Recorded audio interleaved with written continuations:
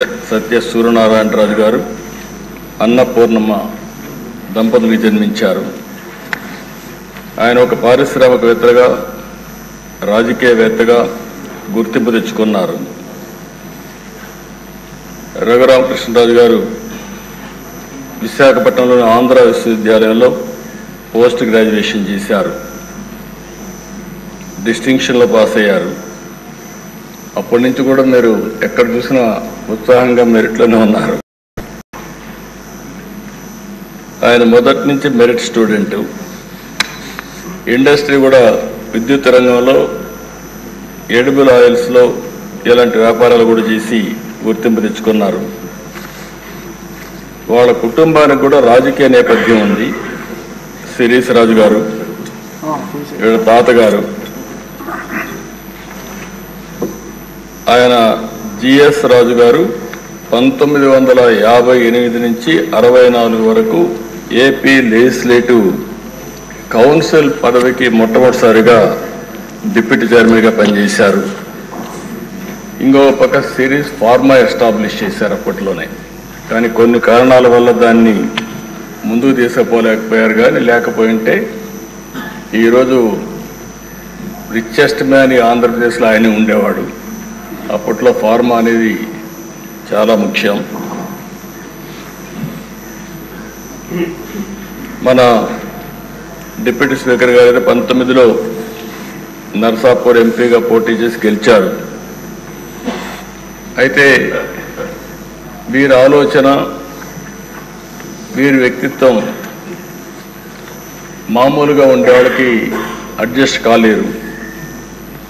ఏదున్నా సరే ఫ్రాంక్గా మాట్లాడతాడు. మనసులో కల్మషం ఉండదు. ముందు వెనుక చూడకుండా మాట్లాడుతూ ఉంటారు. ఎందుకంటే ఓసారి ఫ్రాంక్గా ఉండేటప్పుడు కొన్ని సమస్యలు కూడా వస్తాయి.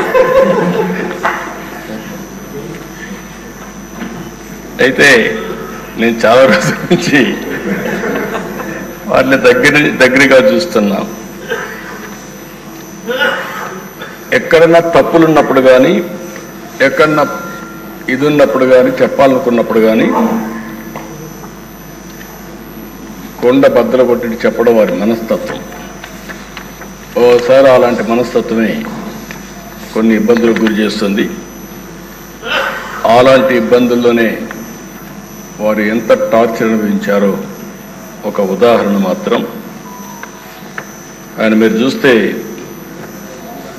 పోయిన గవర్నమెంట్ ఎప్పుడైనా సరే ప్రభుత్వాలు ఒక సంస్కరణ చేయడం, ఒక అభివృద్ధి చేయడం, లేకపోతే సంక్షేమ కార్యక్రమాలు చేయడం వల్ల ఎక్కడికక్కడ ఒక పాపులారిటీ వస్తుంది.